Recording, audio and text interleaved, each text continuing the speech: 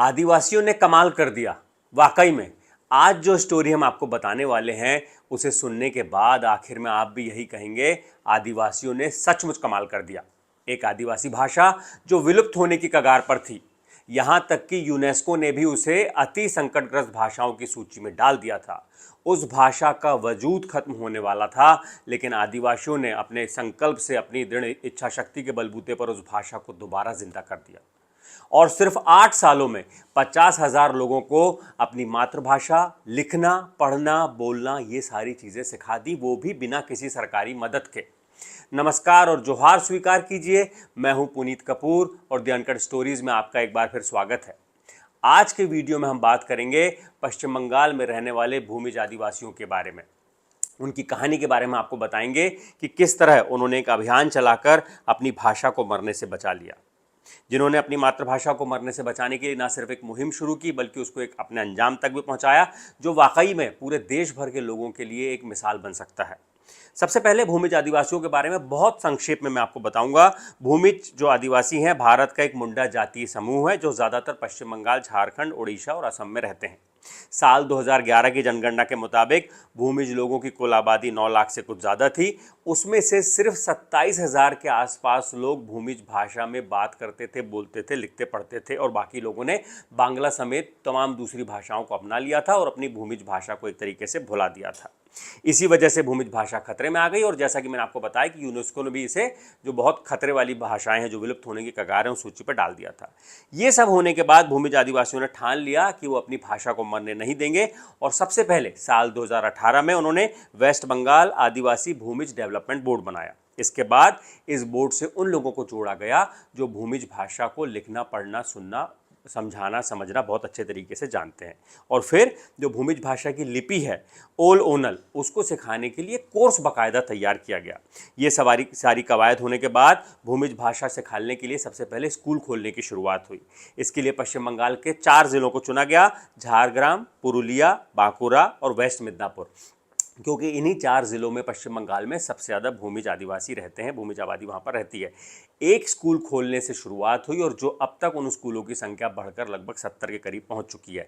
लेकिन सबसे दिलचस्प बात है, स्कूल लगते कहाँ हैं? कहीं पेड़ के नीचे, कहीं पंचायत भवन में, कहीं और किसी का कमरा मिल गया, वहाँ पर जहाँ जगह मिल रही है वहाँ पर एक क्लासेस लगना शुरू हुई। लेकिन एक अभियान की तरह 8 साल में शुरू हुआ और इन स्कूलों में हर शनिवार और रविवार, यानी कि जो छुट्टी का दिन होता है, वहाँ पर भूमिज भाषा की क्लास लगाई जाती है, जिनमें 10 साल के बच्चों से लेकर 80 साल तक के बुजुर्ग भूमिज भाषा को सीखने के लिए आते हैं।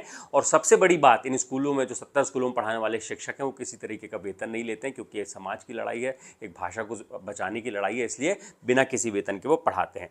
जो लोग इन जिलों से बाहर रहते हैं या फिर जो लोग इन स्कूलों की पहुंच से बाहर हैं, जो स्कूल में आ नहीं सकते हैं, उनको भी भूमिज भाषा सिखाई जा सके, इसके लिए बाकायदा एक ऑनलाइन कोर्स शुरू किया गया, एक यूट्यूब चैनल बनाया गया, फेसबुक पेज बनाया गया और बाकायदा डिजिटल क्लासेस चलना शुरू हुई और ये अभी भी चलती हैं।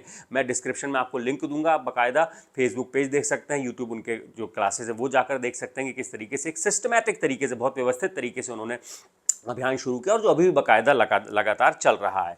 इन स्कूलों में हिंदी, अंग्रेजी और बांग्ला भाषा के जरिए भूमिज भाषा सिखाई जाती है। इस क्लासेस में रोज़ाना इस्तेमाल होने वाले वाक्य, जानवरों के नाम, दिन महीने के नाम, चीज़ों के नाम, खाने पीने की चीज़ों के नाम, इन सब के बारे में, फलों, सब्जियों, फूलों के बारे में, जो उनको भूमिज भाषा में क्या कहते हैं, इस बारे में लगातार बाकायदा बताया जाता है। और इस तरीके से इस मुहिम के जरिए 8 सालों में पूरे 50,000 लोग भूमिज भाषा अभी तक सीख चुके हैं। साल 2018 से शुरू हुआ अभियान और अभी 2025 चल रहा है।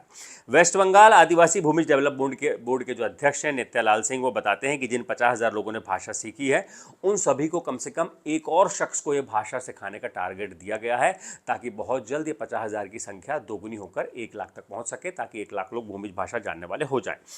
वे बताते हैं कि बीते 8 सालों में जिन 50,000 लोगों ने भूमिज भाषा सीखी है, उनकी बाकायदा इसी साल परीक्षा ली गई, ताकि ये मालूम हो सके कि ये अभियान, ये मुहिम कितना रंग लाया है।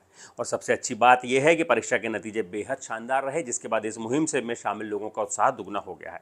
नित्यालाल बताते हैं कि इस पूरे अभियान के दौरान सरकार की तरफ से कोई भी मदद नहीं मिली। आदिवासी समाज ने ही इस अभियान को शुरू किया और इसे अपने मुकाम तक पहुँचाया।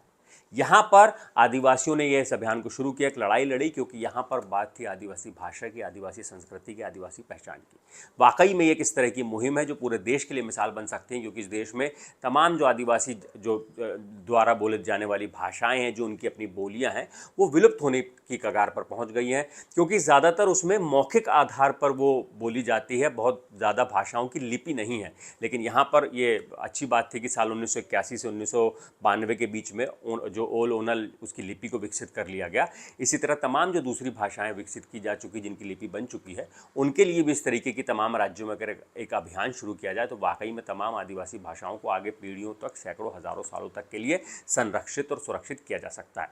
ये वीडियो अगर आपको अच्छा लगा तो इसे लाइक कीजिएगा, अपने लोगों के बीच में शेयर कीजिएगा और हमारे चैनल को सब्सक्राइब ज़रूर कीजिएगा। शुक्रिया।